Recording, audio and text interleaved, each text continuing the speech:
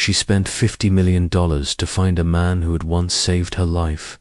And yet, for years, she'd been walking right past him, without even knowing. The youngest CEO her company had ever seen. A strategist, a negotiator, a billionaire. But behind closed doors, she carried a secret no one in the boardroom knew. A debt she could never repay, or so she thought. 18 years ago, she was nothing like the woman people admired now. No power suit, no driver, no corner office. She was just a runaway teenager in a freezing bus station, clutching her knees, hoping the night would pass. Then came him, not a man in a suit, not a rescuer in a uniform, just an ordinary man with warm, steady eyes. He offered her a sandwich, wrapped his coat around her shoulders, and said something she would never forget. One day, when you rise, reach back for someone else. When she woke the next morning, he was gone. No name, no trace, only the warmth of his kindness and the weight of his words. Years later, with more money than she could ever spend, she decided to find him. She didn't care how much it cost. She hired the best investigators, paid for ads, data searches, private archives. She traveled to old neighborhoods, spoke to people who might remember him. The search lasted years. It cost her $50 million. But each lead ended in the same dead end. We can't find him. And every morning, she walked into her glass building, past a quiet janitor polishing the floors. She never looked closely enough to see the truth. It was late, long past midnight. The building was almost empty. She was exhausted, heels clicking on the marble as she crossed the lobby. Her phone buzzed.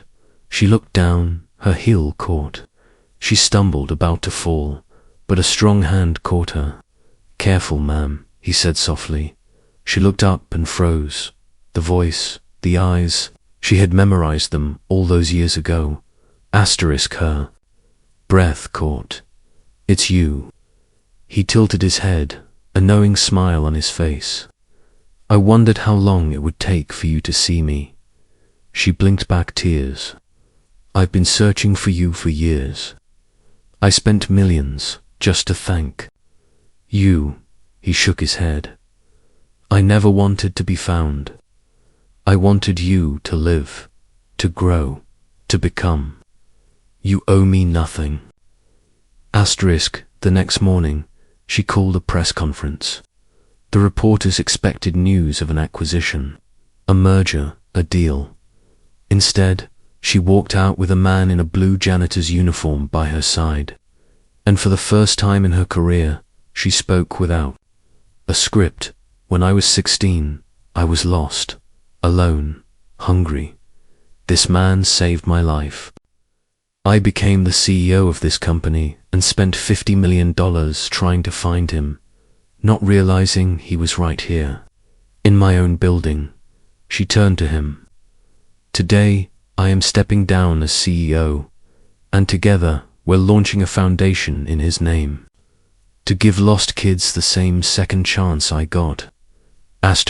She traded her office for a life that mattered more.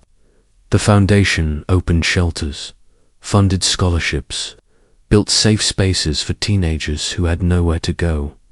And every week, she met him in the lobby, not as a CEO and a janitor, but as friends, as family. Sometimes they'd laugh about the irony that she had searched the world for him.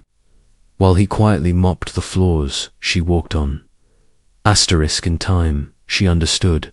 True wealth isn't the money you spend, it's the people you lift, and happiness. It's not found in searching the world, but in opening your eyes to what's been beside you all along. We pass by strangers every day, never knowing which ones hold the keys to our destiny, and sometimes the greatest treasure is found, not by searching harder, but by finally seeing